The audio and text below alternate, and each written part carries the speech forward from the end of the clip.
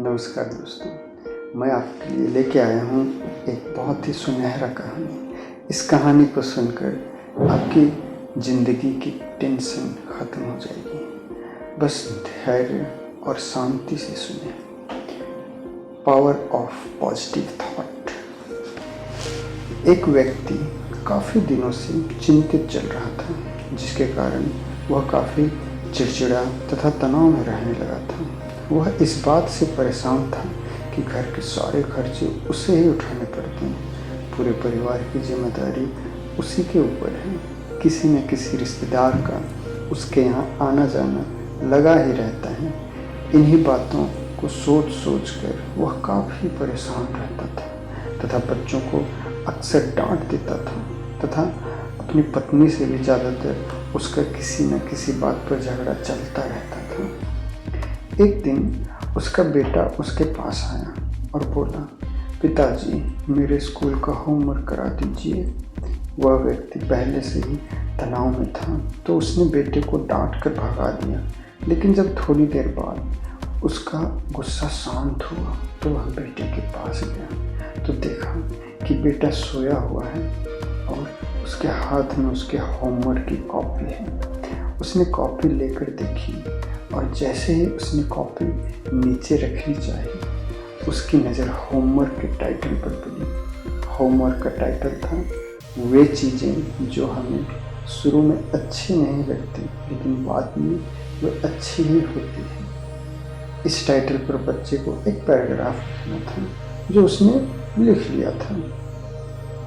उत्सुकतावश उसने बच्चे का लिखा पढ़ना शुरू किया। बच्चे ने लिखा था, मैं अपने फाइनल एग्ज़ाम को बहुत धन्यवाद देता हूँ क्योंकि शुरू में तो ये बिल्कुल अच्छे नहीं लगते, लेकिन इनके बाद स्कूल की छुट्टियाँ पड़ जाती हैं जो मुझे बहुत खुशी देती हैं। दूसरा, मैं ख़राब स्वाद वाली कड़वी दवाइयों को बहुत धन्यवाद देता हूँ क्योंकि शुरू में तो ये कड़वी लगती है लेकिन ये मुझे बीमारी से ठीक करती है। मैं सुबह सुबह जागने वाली उस अलार्म घड़ी को बहुत धन्यवाद देता हूँ जो मुझे हर सुबह बताती है कि मैं जीवित हूँ। मैं ईश्वर को भी बहुत धन्यवाद देता हूँ जिसने मुझे इतने अच्छे पिता दिए क्योंकि उनकी डांट मुझे शुरू में तो बहुत बुरी लगती है लेकिन वो मेरे लिए खिलौने लाते हैं, मुझे घुमाने ले जाते हैं और मुझे अच्छी अच्छी चीज़ें खिलाते हैं। और मुझे इस बात की खुशी है कि मेरे पास पिता है क्योंकि मेरे दोस्त सोहन के पास तो पिता ही नहीं है। बच्चे का होमवर्क पढ़ने के बाद वह व्यक्ति जैसे अचानक नींद से जाग गया। उसकी सोच बदल से गई है। बच्चे की लिखी बातें उसके दिमाग में बार बार घूम रही थी। खासकर वह लास्ट वाली लाइन, उसकी नींद उड़ गई थी। फिर वह व्यक्ति थोड़ा शांत होकर बैठा और उसने अपनी परेशानियों के बारे में सोचना शुरू किया। मुझे घर के सारे खर्चे उठाने पड़ते, इसका मतलब है कि मेरे पास घर है और ईश्वर की कृपा से मैं उन्हें लोगों से बेहतर स्थिति में हूँ जिनके पास घर नहीं है। मुझे पूरे परिवार की जिम्मेदारी उठानी पड़ती है, इसका मतलब है कि मेरा परिवार है, बीवी है, बच्चे हैं। ईश्वर के कृपा से मैं उन लोगों से ज़्यादा खुशनसीब हूँ जिनके पास परिवार नहीं और वो दुनिया में बिल्कुल अकेले हैं। मेरे यहाँ कोई ना कोई मित्र या रिश्तेदार आता जाता रहता है, इसका मतलब है कि मेरी एक सामाजिक हैसियत है और मेरे पास मेरे सुख दुख में साथ देने वाले। हे मेरे भगवान, तेरा बहुत बहुत शुक्रिया। मुझे माफ़ करना, मैं तेरी कृपा को पहचान नहीं पाया।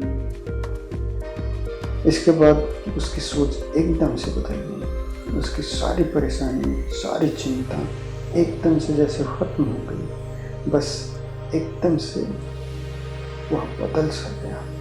वह भाग कर अपने बेटे के पास गया और सोते हुए बेटे को गोद में उठाकर उसके माथे को चूमने लगा और अपने बेटे को तथा ईश्वर को धन्यवाद देने लगा। हमारे सामने जो भी परेशानियां हैं हम जब तक उनको नकारात्मक नज़रिए से देखते रहेंगे तब तक हमें परेशानियों से घेरे रहेंगे। लेकिन जैसे ही हम उन्हीं चीज़ों को, उन्हीं परिस्थितियों को सकारात्मक नज़रिए से देखेंगे, हमारी सोच एकदम से बदल जाएगी। हमारी सारी चिंताएं, सारी परेशानियां, सारे तनाव एकदम से ख़त्म हो जाएंगे और हमें मुश्किलों से निकलने के लिए नए नए रास्ते दिखने लगेंगे। अगर आपको यह कहानी अच्छी लगी तो इसका अपने जीवन में अनुकरण, इस्तेमाल ज़रूर करें। आपकी खुशी की कामना करते हुए धन्यवाद। अगर ये वीडियो अच्छा लगा तो कृपया करके सब्सक्राइब करें और कहानी बनाने के लिए मुझे मोटिवेशन मिलती रहेगी।